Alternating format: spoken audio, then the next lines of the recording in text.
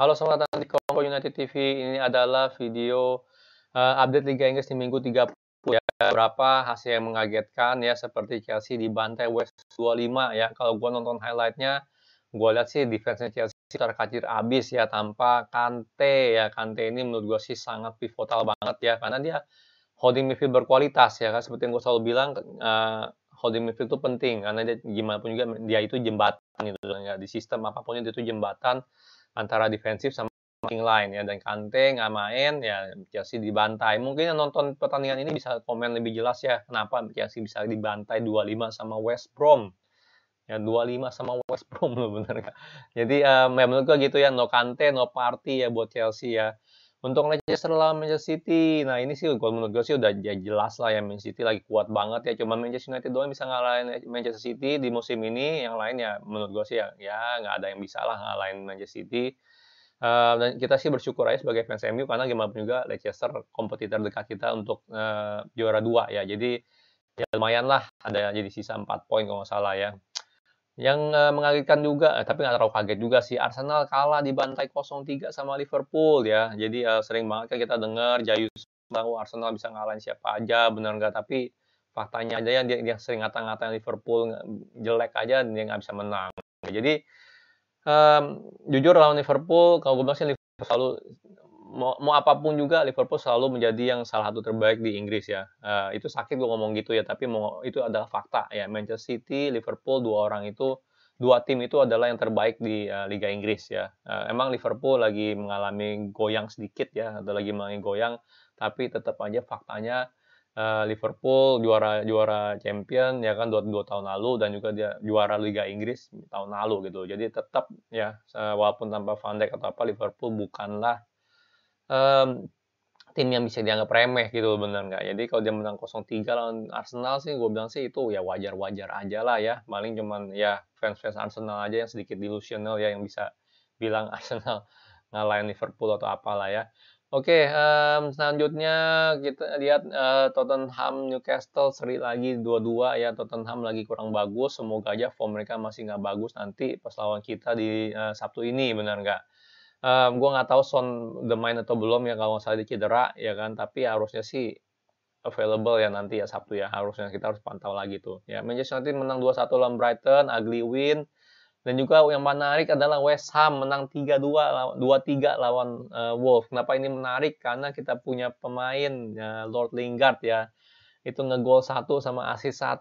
Waduh, ini pasti makin galau nih fans MU nih ya. Ini Lingard perlu balik nggak nih? Lingard perlu balik nggak? Mau balik mau gantiin siapa? Sekali lagi pertanyaan gua, benar nggak? Mau gantiin siapa Lingard? Ya.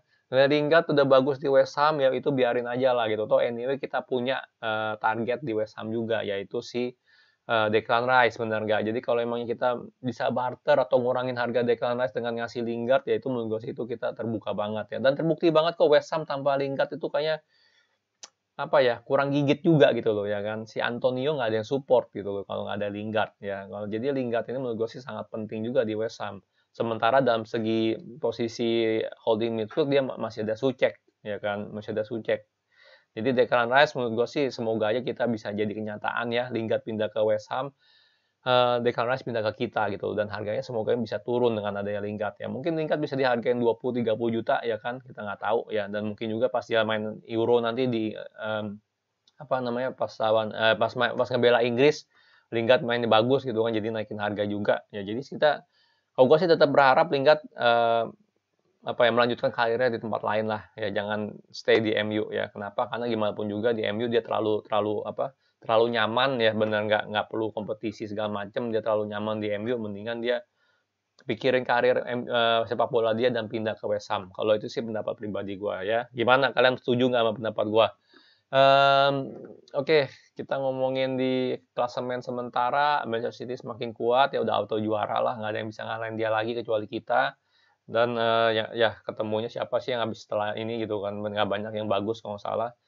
Manchester United ya menurut gue sih top 4 itu udah harusnya di tangan ya, cuma 8 pertandingan lagi. Oke lah kita masih ketemu Leicester, Liverpool, Tottenham ya, tapi menurut gue sih ya harusnya sih kita nggak terlalu banyak kehilangan poin lah gitu loh ya, di sisa-sisanya gitu loh, benar nggak ya? Jadi kalau menurut gue sih top 4 udah pasti di tangan, masalahnya kita bisa nggak mempertahankan nomor runner up, nomor 2 ya, karena itu penting banget ya. Leicester West Ham, jadi West Ham menang, ya Chelsea kalah sama Leicester, lumayan ya bedanya jadi 4 poin sama kita.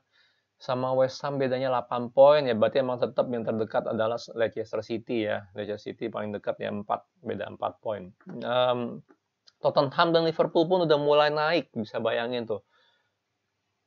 Jadi top 4 Leicester bedanya cuma 4 sama West Ham. Ya, tapi Chelsea sama Tottenham bedanya lumayan jauh sih, tapi ya lumayan lah, ini masih bisa ngejutin nih. Nomor 4 masih bisa dikejutin nih, karena ini bedanya cuma 1 poin nih. Chelsea beda 1 poin sama West Ham. Tottenham sama Liverpool pun cuma beda 3 poin sama West Ham. Jadi nomor 4 ini masih nomor 3 sama 4 masih banyak lah yang bisa diperbutkan gitu kalau gue bilang ya. Terutama nomor 4 nih. Ya, West Ham, Chelsea, Tottenham sama Liverpool tuh masih bisa masuk ke top 4 kalau gue bilang ya, karena nih masih deket banget nih, masih deket banget. Dan jelas yang masih berharap untuk masuk ya juara, maksudnya ke kompetisi Eropa adalah Arsenal. Ya, Arsenal balik lagi ke habitatnya di nomor 10 ya, balik ke habitat naturalnya Arsenal nomor 10. Dari pertengahan musim gue udah bilang Arsenal bakal berat banget untuk naik masuk ke kompetisi Eropa. Kenapa? Karena di atasnya tuh ada banyak gitu loh ya kan. Tottenham, Liverpool, Everton gitu kan, Aston Villa ya kan, itu banyak banget tuh bedanya, dan mereka masih main 29 game ya, masih 1 game lagi. Jadi untuk Arsenal dari pertengahan musim gue udah bilang Arsenal bakal susah banget untuk masuk Europa League ya, European competition lah bakal susah, dan terbukti ya di minggu 30 pun dia masih di habitat nomor 10 ya. Dan ini pun sangat dekat dengan Leeds United ya.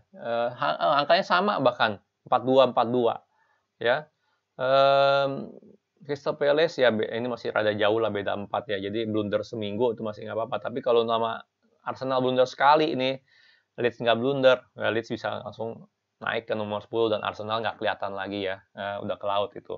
Jadi bisa dibilang cukup menarik kompetisi untuk top 4, masih menarik ya, karena gimana pun juga Leicester, West Ham, Chelsea, Tottenham, Liverpool masih pada bisa untuk masuk ke top 4 ya. Untuk Arsenal udah lupain aja ya, dia sih harapan dia cuma satu lah, juara Europa League untuk lolos ke champion ya. Tapi ya semoga aja kagak lah, amit-amit ya. Ada kita di situ ya, dan kita mau dapat trofi itu ya.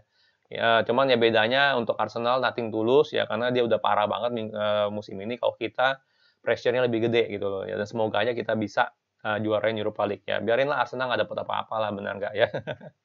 Oke, dari Liga Inggris itu doang. Ada sedikit berita ya, kalau kalian sering ngikutin berita luar ya, David De Gea ini dirumorkan bakal keluar ya.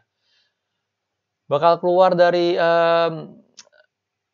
Manchester United. Jadi gue nggak jujur gue bingung sama berita seperti ini ya, karena ya oke lah dia nggak David De Gea di 3-4 tahun lalu ya, tapi juga David De Gea itu adalah pahlawannya Manchester United ya. Berapa kali dia udah jadi player of the year ya, udah 4 atau 5 kali, benar nggak ya. Jadi David De Gea gue bilang sih harusnya sih nggak ada problem sama Ole, karena gimana juga di Henderson gue nggak melihat dia jauh lebih bagus dari De Gea ya. Jadi De Gea ini hanya ya karena dia lagi bekas liburan aja gitu. Jadi dia ini itu nggak main gitu. Tapi emang kaget sih gue sih kemarin pas lawan itu, dia nggak main sih, itu gue kaget sih kenapa ya gitu ya. Apakah itu emang benar permintaan dia atau emang benar lagi berantem sama Ole? Ya gue nggak tahu ini apa yang terjadi jujur aja, tapi semoga aja nggak benar. Cuman ya gimana pun juga ya, Dean Henderson sama De Gea ini udah pasti bakal ada yang nggak senang gitu loh, benar nggak? Karena mereka berdua kan first class keeper ya kan, mereka berdua ini ya harus main gitu loh, benar, harus jadi pilihan utama. Sementara kita punya 2 orang ini di tim kita. Gimana cara rotasinya kiper? Ya kan nggak pernah kan ngeliat ada klub merotasi kiper tuh, nggak pernah. Ya kita doang gitu, atau nggak paling rotasinya gitu.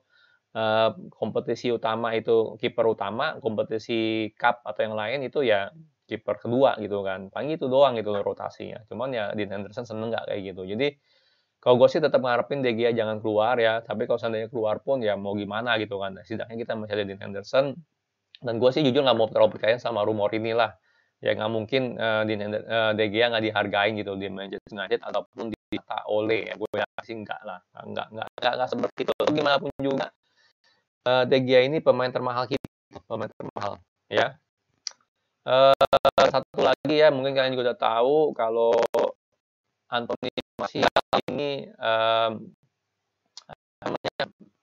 udah cedera lah ibaratnya sih sampai akhir tahun, Jadi kabar bagus juga karena gimana pun juga ya Martial emang sih ini musim terjelek Martial sih kalau gue bisa bilang ya, sangat nggak konsisten, finishingnya sangat jelek sekali. Cuman ya gimana pun juga kita nggak ada pilihan lain gitu loh, bener nggak ya kan? Greenwood ya cuma Greenwood doang sih yang sekarang ini lagi bagus untuk jadi striker. Cavani sangat nggak konsisten ya, mungkin karena sering cedera juga ya kan. Jadi ya dia absen ini sebenarnya sih plus minus gitu loh, bener nggak ya? Sementara kita perlu orang buat cadangan dan cadangan kita ini juga sekarang ini Cavani itu lagi nggak bagus gitu. Jadi ya mau nggak mau lah. Jadi kalau gue bisa bilang ya plus minus lah gitu kan. Plusnya itu ya cuma satu gitu loh, benar nggak? Semoga dia bisa balik lagi tahun depan dengan sangat percaya diri gitu kan. Karena dia memulai musim ini dengan sangat jelek ya kan, kartu merah lah. Ya dia sempat ya gitulah kartu merah dan apa ya gue lupa deh kenapa dia. Cuman ya kartu merah itulah gue bilang sih itu menurut gue cukup pivotal, dia jadi miss 4 game atau berapa 3 game dan itu dia bikin dia sangat sangat down lah gue bilang sih ya, sangat mempengaruhi mental dia selama musim ini. Tapi anyway gimana pun juga dia nggak bisa main lagi sampai akhir selesai musim. Semoga aja kita bisa bertahan lah dengan Greenwood ataupun juga Cavani ya. Semoga aja kita bisa bertahan dengan dua orang itu sampai akhir musim. Jadi itu doang ya update Liga Inggris sama dua berita Manchester United ya. Kalau suka jangan lupa like, subscribe, and thank you for watching.